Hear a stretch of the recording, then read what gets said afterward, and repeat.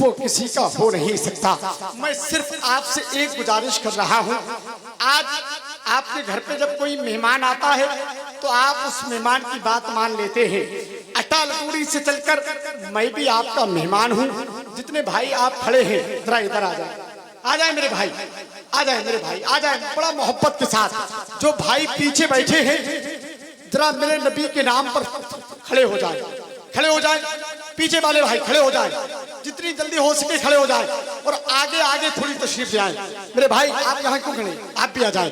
मैं आपसे गुजारिश कर रहा हूँ, आप मुझसे बड़े हैं, मेरे भाई हैं, क्योंकि हिंदुस्तान की वो मशहूर शख्सियत, वो मकबूल शख्सियत, जमात अहले सुन्नत की वो कीमती शख्सियत, खतीब अहले सुन्नत, मुफक्किर कौम, मुदब्बिर कौम व मिल्लत, तर्जुमाने मसलके आला हजरत, आप रुकवे अहले सुन्नत, इस्लामी स्कॉलर हजरत अल्लामा मुफ्ती फुरकान रजा मंजरी को समाअत करना है।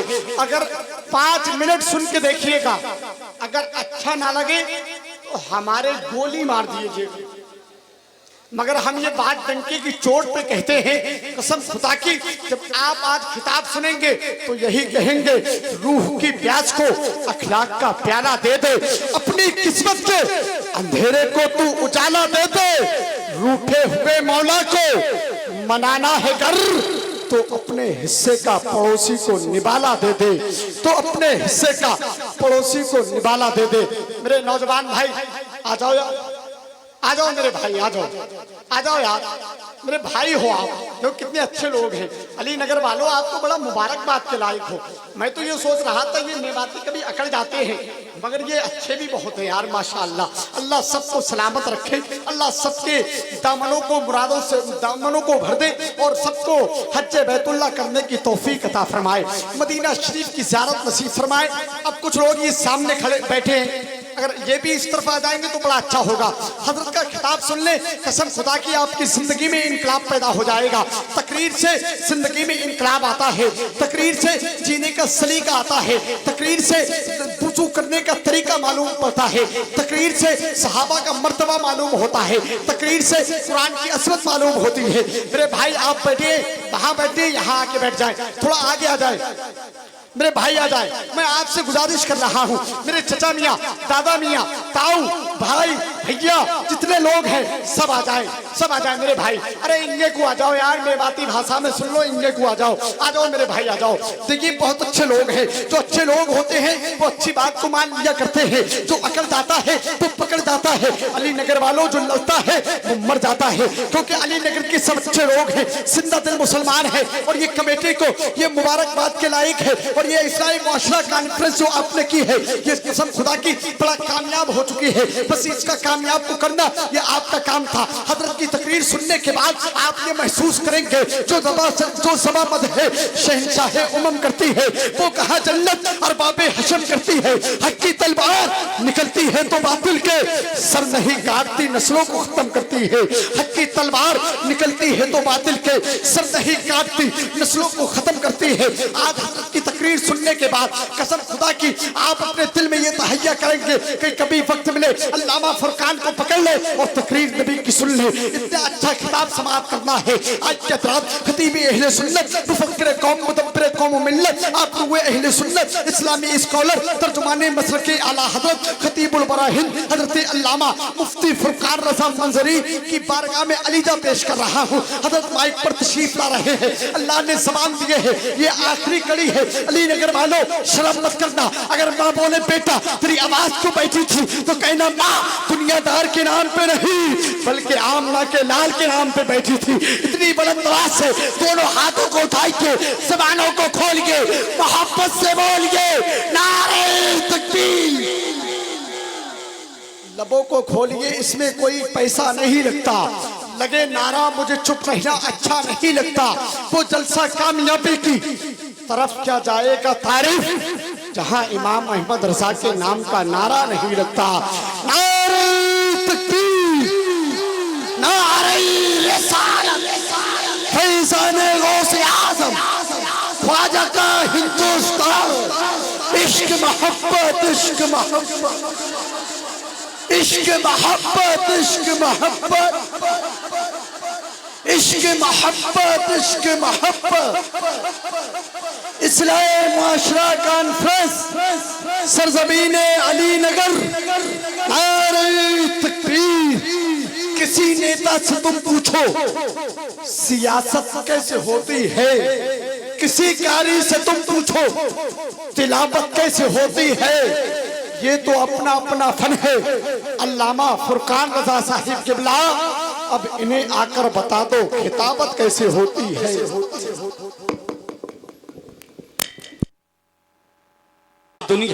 दुनिया में भी कामयाब रहा, वो आखिरत में भी कामयाब रहेगा। हजरात, अब कुरान को जिसने सीने में महफूज किया है उसकी शान क्या है। मदीने वाले मुस्तफ़ा इरशाद फरमाते हैं, इस हदीस के रावी हजरत अब्दुल्ला इब्ने अब्बास रजी अल्लाह ताला अन्हुमा हैं। आओ जरा देखो मदीने वाले मुस्तफ़ा क्या इरशाद फरमाते हैं। मदीने वाले मुस्तफ़ा ने इरशाद फरमाया, युकालु ले साहिबिल कुरान इकरा वर्तकी वरत्तिल कमा कुंता तुरत्तिलु फिद दुनिया फ इन्ना मंजिलका इंदा आखिर आयतिन तक़रऊहा। नबी इरशाद फरमाते हैं, अल्लाह क़यामत के दिन हाफिज़े कुरान से फरमाएगा। मोहब्बत से बोलो सुभान अल्लाह। देखो हाफिज़े कुरान की शान, युकाल साहिबिल कुरान, अल्लाह कयामत में हाफिज़े कुरान से फरमाएगा क्या, इकरा, तू कुरान की तिलावत कर और तजवीद के साथ पढ़, ठहर ठहर के पढ़। फ़इन्ना मंजिला का इंदा आखिर आयतिन तक़रऊहा, बेशक तेरी मंजिल मेरी जन्नत में तेरी आखिरी आयत होगी। क्या मतलब? मतलब ये है कि अल्लाह हाफिज़े कुरान से फरमाएगा तू कुरान की तिलावत कर। वो पढ़ेगा बिस्मिल्लाहिर्रहमानिर्रहीम, एक दर्जा जन्नत में बुलंद हो जाएगा। पढ़ेगा अल्हम्दुलिल्लाहि रब्बिल आलमीन, दूसरा दर्जा बुलंद हो जाएगा जन्नत में। वो पढ़ेगा मालिकी यौमिद्दीन, तीसरा दर्जा बुलंद हो जाएगा। उलमाए किराम फरमाते पूरे कुरान में 6666 आयतें हैं। हज़रात, जिस हाफिज को तुम तौहीन की नजरों से देखते हो, जिस आलिम को तुम हिकारत की नजरों से देखते हो, उसका मर्तबा कयामत में जन्नत में 6666 दर्जे बुलंद वाला होगा। ये शान है हाफिज़े कुरान की। और कुरान जिसके सीने में होता है उसको जो है वो दुनियावी आग तो क्या, उसे जहन्नम की आग भी नहीं जला सकती। आओ मैं आपको एक शख्सियत का जिक्र करके जाऊं। आओ, आपने नाम सुना होगा हाफिज नवाब हाफिज रहमत अली खां का। इनका मजार बरेली शरीफ में जब आप बाकरगंज की तरफ जाएंगे सिटी की तरफ से, तो एक मोहल्ला पड़ता है हुसैन बाग। हुसैन बाग के कब्रिस्तान में इनका मजार बना है, जिनका नाम है नवाब हाफिज रहमत अली खां। जो पीलीभीत में जामा मस्जिद आप देख रहे हो, इसी पीलीभीत की जामा मस्जिद की जब बुनियाद का नंबर आया था तो ये शर्त रखी गई कि इसकी बुनियाद वो रखेगा जिसकी न तहज्जुद की नमाज कज़ा हुई हो और न सुन्नत गैर मुअक्कदा कज़ा हुई हो। बड़े से बड़ा आलिम अपने कदमों को पीछे हटा लेता है। अपने वक्त का नवाब आगे बढ़ा, नवाब हाफिज रहमत अली खां आगे बढ़े और कहते हैं कि मैं ही वो शख्स हूं जिसकी न तहज्जुद की नमाज कज़ा हुई है और न सुन्नत गैर मुअक्कदा कज़ा हुई है। अल्लाहु अकबर। अपने वक्त का नवाब, अपने वक्त का बादशाह, और इतना शरीयत पे चलने वाला, इतना शरीयत पे अमल करने वाला। दिल्ली पीलीभीत की जामा मस्जिद की बुनियाद रखी गई। दिल्ली की जामा मस्जिद की हूबहू कॉपी है पीलीभीत शरीफ के अंदर जामा मस्जिद। हजरात, जब उसकी बुनियाद रखी गई, यही नवाब हाफिज रहमत अली खां हैं। जब जंगे आज़ादी हो रही थी, जब जंगे आज़ादी में मुसलमान अपनी कुर्बानियां पेश कर रहे थे, आज जो हिंदुस्तान को तुम सोने की चिड़िया देख रहे हो, जो आज हिंदुस्तान में तुम अपने सुकून की सांसें ले रहे हो, इस पे हिंदुस्तान पे मुसलमानों ने अपना खून जिगर पेश किया है। आज भी दिल्ली के इंडिया गेट पर आप जाकर के देख लो, वहां पर 76,000 से ज्यादा स्वतंत्रता सेनानियों के नाम यानी मुसलमानों के नाम लिखे हुए हैं, जिन्होंने जंगे आजादी में कुर्बानी पेश की थी। 76,000 से ज्यादा मुसलमानों ने कुर्बानियां पेश की हैं। जब आखिरी मुगल बादशाह बहादुर शाह जफर को अंग्रेजों ने दिल्ली के लाल किले से गिरफ्तार करके जब उनको रंगून काला पानी भेजा था, तब आखिरी मुगल बादशाह को जब लेके अंग्रेज जा रहे थे, सुबह का वक्त था, तो एक अंग्रेज का कहना है कि चांदनी चौक के अंदर, दिल्ली के चांदनी चौक में कोई दरख्त ऐसा नहीं था, कोई पेड़ ऐसा नहीं था जिस पर किसी आलिम की गर्दन न लटक रही हो। ये उलमा ने कुर्बानी पेश की है, तब हिंदुस्तान आजाद हुआ है। ये आलिमों ने खून जिगर पेश किया है तब हिंदुस्तान आजाद हुआ है। आज हमसे ये बात की जाती है कि तुम वफादार नहीं हो।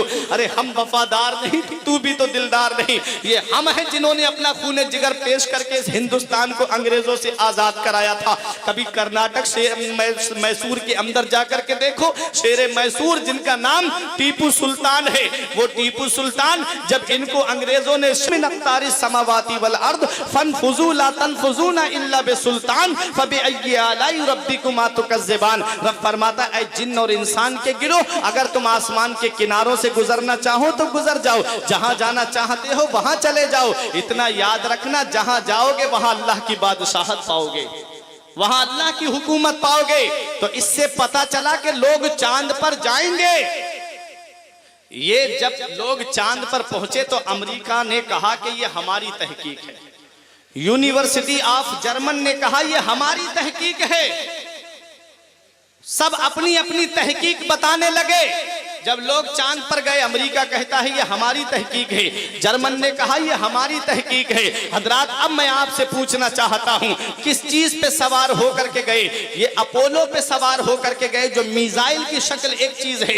अपोलो पे सवार होकर के गए थे। अली नगर के जिंदा दिल मुसलमानों, आज मैं तुम्हें बहुत तहकीकी बात बता के जा रहा हूं। हो सकता है आज तक आपने ना सुनी हो। ये जहाज जो आप देख रहे हो, ये हवाई जहाज जो आप देख रहे हो, ये सबसे पहले किसने बनाया था? ये किसी और ने नहीं बनाया था, बल्कि मस्जिद कुर्तुबा के अंदर बैठ करके इस्लाम के अजीम मुहक्किक जिनका नाम हजरत अब्बास बिन फरनास है, सबसे पहला हवाई जहाज उस शख्सियत ने बनाया। ये एक मुसलमान ने बनाया और वो जहाज उड़ा भी, 7-8 मिनट तक उड़ता रहा। लैंडिंग के वक्त क्रैश हो गया, उतरते वक्त। और ये कहां से तसव्वुर लिया? ये कुरान से पढ़ करके तसव्वुर लिया और परिंदे से तसव्वुर लिया कि परिंदा जो फिजा में उड़ता है, उसे जो फिजा में मेंटेन करने वाली चीज है, फिजा के अंदर जो मेंटेन करने वाली चीज है, वो उसकी पूंछ है। पूंछ अगर ना हो तो परिंदा गिर जाएगा। पूंछ की वजह से परिंदा फिजा में मेंटेन रहता है। पहला हवाई जहाज जो बनाया गया था, उसकी पूंछ बनी हुई नहीं थी, इसलिए वो उतरते वक्त गिर गया। हजरात, ये सबसे पहला बनाया किसने था? ये एक मुसलमान ने बनाया था। ये जो कागज आप देखते हो, ये सबसे पहला कागज किसने बनाया था? ये भी एक मुसलमान ने बनाया था। मस्जिद कुर्तुबा के अंदर हजरत यूसुफ बिन अम्र उनका नाम है। सबसे पहला कागज रुई से उन्होंने बनाया था। रुई से सबसे पहला कागज बना। आज कागज किससे बनता है? आज दरख्तों से कागज बनता है, आज पेड़ों से कागज बनता है। पेड़ों को बारीक काटा जाता है और उसको मशीन के अंदर डाल करके उसको बारीक पीस दिया जाता है, फिर केमिकल लगा करके कागज बनाया जाता है। और जब कागज तैयार हो जाता है तो उस पे अपने अपने हिसाब से उस पे लिखाई होती है। किस कहीं पर छोटा आ बड़ा आ लिखा होता है, कहीं ABCD लिखी होती है। अब मैं आपसे पूछता हूं, एक बच्चा है जो स्कूल पढ़ने के लिए गया, उसने शुरुआत कहां से की? ABCD से शुरुआत की, छोटा आ बड़ा आ से शुरुआत की। और फिर उस किताब को पढ़ने के बाद वो आगे दर्जे में चला गया, फिर उससे और ऊपर दर्जे में चला गया। पढ़ने के बाद हाई स्कूल किया, इंटर करने के बाद में वो आला डिग्रियां हासिल कर लेता है। कोई इंजीनियर बनता है, कोई मास्टर बनता है, कोई प्रोफेसर बनता है, कोई अपने वक्त का DM बनता है, कोई IAS ऑफिसर बनता है। पढ़ा किससे? छोटा आ बड़ा आ ABCD से उसने शुरुआत की थी। अब उस किताब का क्या हुआ? वो किताब जो है वो घर के अंदर रखी हुई थी। बाप ने उस किताब को उठाया और भंगार वाले के हाथ में बेच दिया। भंगार वाले ने उस किताब को ले जाकर के दुकानदारों के हाथ बेच दिया। अब दुकानदारों ने क्या किया? उस किताब को अपने साइज में काटा। किसी ने उस पे समोसा रख करके बेचा, किसी ने उस पे जलेबी रख करके बेची, किसी ने उस पे ब्रेड पकौड़ा रख करके बेचा। ये आपके जहन के मुताबिक बात कर रहा हूं। देखो, एक किताब वो है जिस पे छोटा आ बड़ा आ लिखा हुआ है। आज वो किताब समोसा खाने के बाद में उस किताब का बरका फेंक दिया जाता है। कोई उस बरके को जेब में नहीं रखता है, बल्कि उसको फेंक दिया जाता है। अब जिसने डॉक्टर बनाया वो नाली में पड़ा हुआ है, जिसने IAS ऑफिसर बनाया वो नाली में पड़ा हुआ है, जिसने मास्टर बनाया वो नाली में पड़ा हुआ है, वो कागज नाली में पड़ा हुआ है, और बनने वाला एसी रूम में रहता है, बनने वाला आईफोन चलाता है, बनने वाला फॉर्च्यूनर कार से घूमता है। सेम मशीन है अली नगर वालों, सेम मशीन है, सेम केमिकल है, सेम बाइंडिंग है हजरात, लेकिन उसके ऊपर छोटा आ बड़ा लिखा हुआ नहीं है, बल्कि उस पर बिस्मिल्लाहिर्रहमानिर्रहीम लिखा हुआ है। अब उस कागज के लिए कोई आलिम फतवा नहीं देगा, कोई मुफ्ती फतवा नहीं देगा, कोई गौसो कुतुब अब्दाल फतवा नहीं देगा, बल्कि उस कागज के लिए मेरा रब हुक्म दे रहा है, ला यमस्सुहु इल्लल मुताहरून, इस कागज को बगैर वुजू के छूना भी मत। मैंने कागज से पूछा, एक कागज तू बता, एक कागज वो है जो नाली में पड़ा है, जिससे को पढ़ के बेटा डॉक्टर आईएएस ऑफिसर बना, और एक तू है कि तेरे ऊपर बिस्मिल्लाह लिखी हुई है, तेरे लिए रब फरमा रहा है कि इसको बगैर वुजू के छूना भी मत। वो कागज शान कैसे मिली? तो कागज यही जवाब देता है, मेरे वजूद को मत देख, बल्कि मेरे लिखे हुए को देख। मेरे सीने पर कुरान लिखा हुआ है। अरे जब अली नगर वालों सुनो, जब कुरान एक कागज पर लिख जाए तो कागज इज्जत वाला हो जाए, जब कुरान कागज पर लिख जाए तो कागज शान वाला हो जाए। तो जब कागज की ये शान है तो जिस सीने के अंदर कुरान के 30 पारे महफूज होंगे, उस सीने की शान का आलम क्या होगा। इसीलिए कहते हैं कि बख्शिश की राह मोमिनो आसान बना लो, अपने लिए निजात का सामान बना लो। दुनिया की किताबों पे नजर बाद में रखना, बच्चों को पहले हाफिजे कुरान बना लो। ये पैगाम था मेरा कुरान करीम के ताल्लुक से। जैसा प्रोग्राम रखा गया दस्तारबंदी का, उसी ताल्लुक से मैंने चंद बातें आपके सामने बयान कर दी। हजरात, दुआ है परवरदिगार आलम की बारगाह में कि मेरे कुछ अर्ज करने में सबकते लिसानी की वजह से या बतकाज़ाए बशरियत कोई गलती हो गई हो, मौला मुझे माफ फरमाए। अस्तगफिरुल्लाह रब्बी मिन कुल्ले ज़ंबिन व अतूबु इलैह। मेरे साथ मिलके कलमा तैयब पढ़े, ला इलाहा इल्लल्लाहु मुहम्मदुर रसूलुल्लाह सल्लल्लाहु अलैहि वसल्लम। ये जिंदगी सवारिए, दिल शाद कीजिए, लम्हात जिंदगी के ना बर्बाद कीजिए। जब मकसद हयात इबादत खुदा की है, पढ़िए नमाज, मस्जिदें आबाद कीजिए। सभी के सामने एक दिन जरूर आता है, ये हुस्न फानी है लेकिन गुरूर आता है। किसी क्रीम से पाउडर से कुछ नहीं होता, नमाज पढ़ने से चेहरे पे नूर आता है। रही